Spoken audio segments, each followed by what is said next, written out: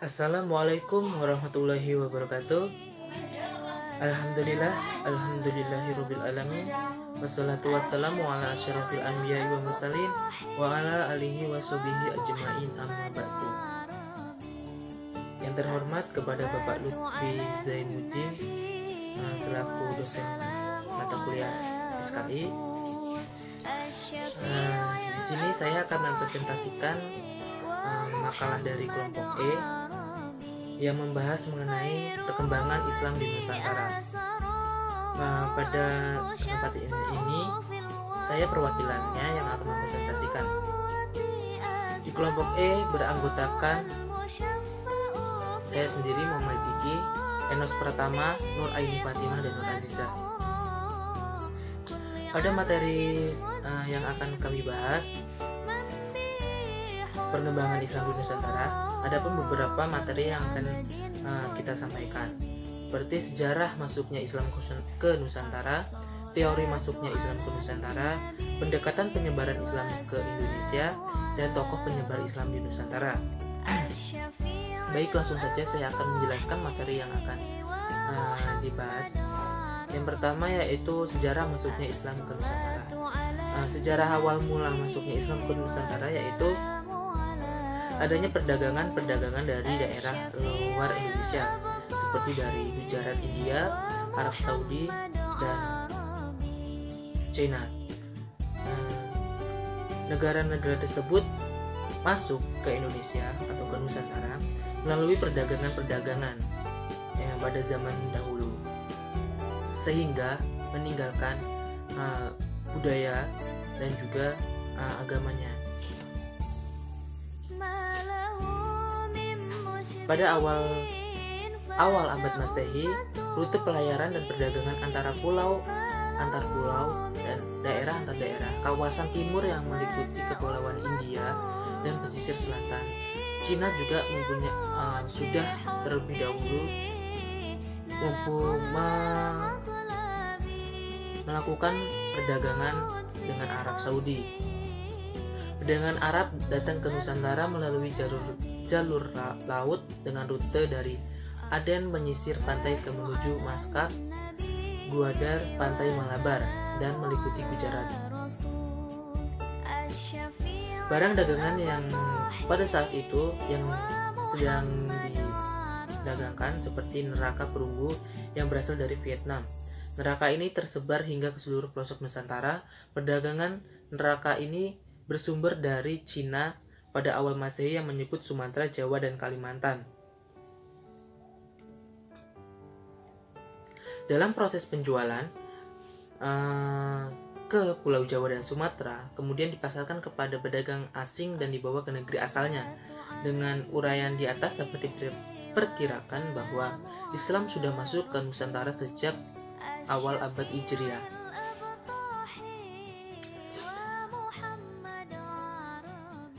Meskipun sifatnya masih dianut oleh bangsa asing dan belum ada pengakuan dari pribumi yang beragama Islam, sejarah bagaimana Islam datang ke Indonesia akan tetapi menjadi pertanyaan di atas, ialah kepastian asal kedatangannya dan tempat yang didatangi, waktu dan bukti sejarah. Perbedaan pendapat dan bukti-bukti tersebut menyebabkan keberagamannya teori masuknya Islam ke Indonesia. Adapun beberapa teori yang membahas mengenai masuknya Islam ke Nusantara. Yang pertama ada teori Gujarat, yang kedua ada teori Persia, yang ketiga ada teori Mekah, yang keempat ada teori Cina, dan yang terakhir ada teori Bangladesh. Selain teori tersebut, ada beberapa pendekatan penyebaran Islam di Indonesia. Menurut Nur Huda, bahwa proses masuknya Islam ke Indonesia ini atau saluran Islamisasi melalui berbagai pendekatan, yang paling sedikitnya ada 6 pendekatan yang ditemukan. 6 pendekatan penyebaran Islam di Indonesia yaitu Yang pertama adalah dengan jalur perdagangan. Menurut pakar sejarah bahwa orang-orang Melayu telah lama menjalin kontak dagang dengan orang Arab, apalagi setelah berdirinya kerajaan Islam seperti kerajaan Islam Malaka dan kerajaan Samudra Pasai di Aceh. Yang kedua, melalui jalur perkawinan. Para pedagang Muslim tersebut ada yang menetap di Indonesia sehingganya ia berkeluarga dan memiliki keturunan di Indonesia. Dan yang ketiga ada jalur pendidikan. Yang keempat ada jalur kesenian. Yang kelima ada jalur politik. Yang keenam ada jalur tasawuf. Selain pendekatan melalui jalur, adapun tokoh ulama yang menyebarkan Islam di Nusantara. Dalam proses penyebaran Islam di Nusantara, tokoh-tokoh utama peranan tokoh memberikan daya semangat hingga Islam dapat tersebar hingga ke seluruh pelosok Nusantara. Penyebaran Islam dengan berbagai cara pun dilakukan oleh para tokoh Islam pada zaman dahulu, dilakukan oleh para ulama dan kerajaan. Yang pertama, penyebaran Islam di Sumatera. Pada penyebaran Islam di Sumatera ini pada awal abad 16 Masehi, dari Tommy Pierce yang dikutip dari Ensiklopedia Indonesia mengatakan bahwa Sumatera terutama di sepanjang pesisir selatan, Malaka dan pesisir barat telah berdiri banyak kerajaan Islam, sehingga penyebaran pada saat itu sudah terjadi. Yang kedua, penyebaran Islam di Jawa. Penyebaran Islam di Jawa kental dengan kesenian, melalui kesenian dan kesenian. Kehadiran dan proses penyebaran Islam di pesisir utara Pulau Jawa dibuktikan berdasarkan arkeolog dan sumber-sumber abad, hikayat, legenda, serta berita asing. Seperti kerajaan Islam Demak, Cirebon, Banten, Panjang, Sultanan Mataram, dan ditambah dengan penyebaran Islam yang menggunakan kesenian seperti sunan-sunan pada saat itu.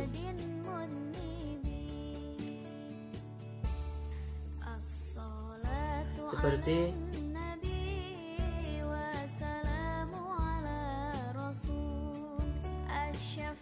Sunan Bonang yang menyebarkan ajaran agama Islam melalui kesenian dan disalurkan kepada masyarakat tersebut menggunakan alat musik yang bernama bonang.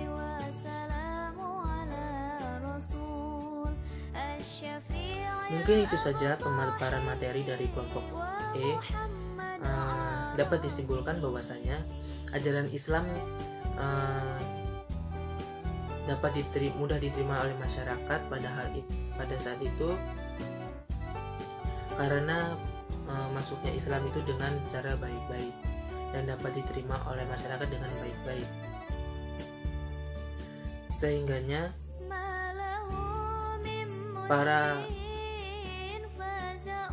tidak merasakan terpaksa untuk mengikuti ajaran Islam. Seperti penyebaran Islam di Pulau Jawa yang ditambah dengan para ulama dan tokoh Islam saat itu yang ikut menyebarkan agama Islam. Mungkin itu saja yang dapat saya sampaikan perwakilan dari kelompok E. Apabila ada salah kata saya mohon maaf. Saya akhiri. Wassalamualaikum warahmatullahi wabarakatuh.